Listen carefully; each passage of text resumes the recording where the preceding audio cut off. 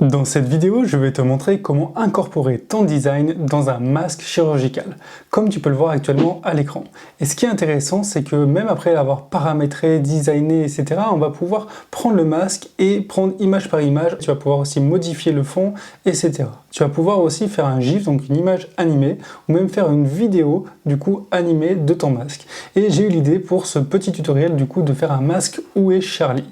Et aussi, donc si vous voulez télécharger cet outil-là, eh bien il est payant et le lien est dans la description si vous voulez le télécharger. On se retrouve tout de suite sur Photoshop et voici comment se présente cet outil-là. Alors dans la partie droite, vous allez voir plein de dossiers, de fichiers super bien rangés dans lesquels vous allez pouvoir modifier des paramètres qui vont être affectés sur cette zone-là. Alors ce qui est intéressant, c'est ce dossier-là, Your Design Here. Donc on peut modifier le texte, le fond, etc. Et comment on fait pour modifier? On clique tout simplement sur la petite icône en bas à droite de chaque élément. Donc ici par exemple, je veux modifier le texte Face Mask et Animation Mockup, j'aimerais l'enlever. Du coup je double-clique dessus, et ici, eh bien, si j'ajoute du texte, ça va se rajouter sur mon fichier de base. Donc ici, j'aimerais bien enlever ce texte, donc pour ça, je clique sur les petits yeux ici, j'enregistre commande S ou File Save, je reviens ici et mes textes ont bien disparu. Alors maintenant, je vais rajouter mon image ici, donc ça c'est le côté droit du masque, mais il y a bien le côté derrière. En fait, si je clique sur Mask Design, je vais pouvoir voir que ça c'est le côté gauche, ça c'est le milieu et ça c'est à droite.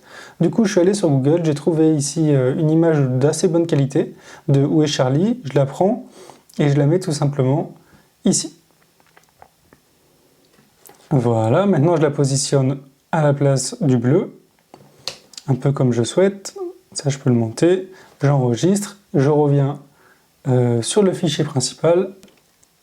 Et voilà, le design a été incorporé. Alors maintenant, je vais changer le bleu ici et la couture. Alors pour changer le bleu et la couture c'est ça tout simplement, et le bleu et le fond c'est ça. Donc ici, je change ça, je vais mettre la couleur dominante ici de Où est Charlie, donc je prends la pipette et je prends la couleur rouge-rose.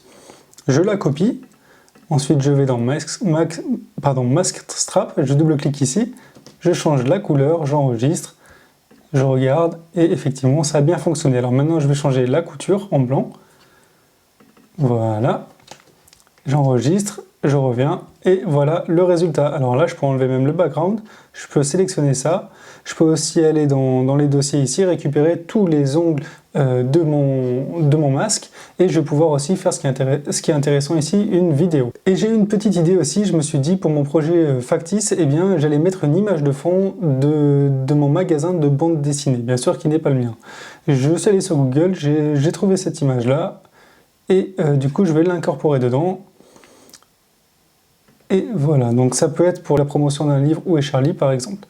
Donc je reprends cette image là, je la place ici, hop, elle vient d'apparaître, elle est là plutôt, elle est dans Layer 1, je la mets bien dans Background, et elle apparaît ici. Alors je prends mon outil, je la positionne bien dans un ongle, et ici je vais l'agrandir.